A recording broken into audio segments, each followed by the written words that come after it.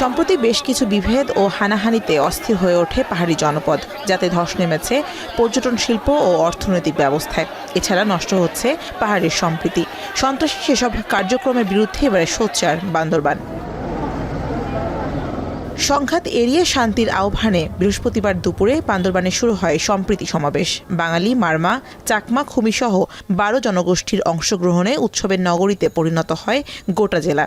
অংশ নেন বিভিন্ন ধর্মের নেতারাও। ঐতিহ্যবাহী পোশাক পরে নানান সাজে জেলার 7 উপজেলা থেকে কয়েক হাজার মানুষ সেখানে অংশ নেন।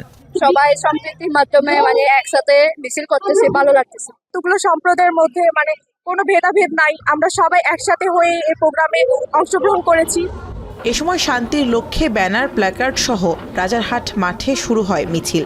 পরে মিছিলটি বিভিন্ন এলাকা প্রদক্ষিণ করে প্রেস ক্লাবের সামনে গিয়ে শেষ হয়। অনুষ্ঠিত হয় একটি পথনাটক। সে সময় বক্তারা বলেন, সম্প্রতি পাহাড়ে হত্যা, চাঁদাবাজি, সংঘাত সহ বিভিন্ন সন্ত্রাসী কার্যক্রম বেড়ে গেছে, যার প্রভাব পড়েছে পর্যটন খাতে। বন্ধ রয়েছে রুমা, রুমাংছড়ি, থানচির মতো পর্যটন স্পটগুলো। ফলে এই খাতে জড়িত অনেকেই পড়েছেন অর্থনৈতিক দুরবস্থায়। তাই দ্রুত সময়ের মধ্যে পর্যটন স্পটগুলো খুলে দেওয়ার দাবি জানান বক্তারা। এছাড়া পাহাড়ি জনপদে সম্প্রীতি অটুট রাখতে সবার প্রতি আহ্বান জানান তারা।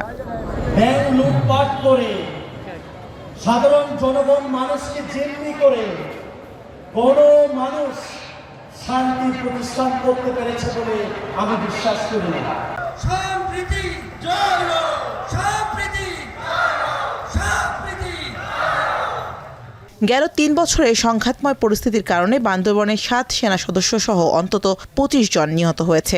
আটক করা হয়েছে 150-র বেশি কেএনএফ সদস্যকে।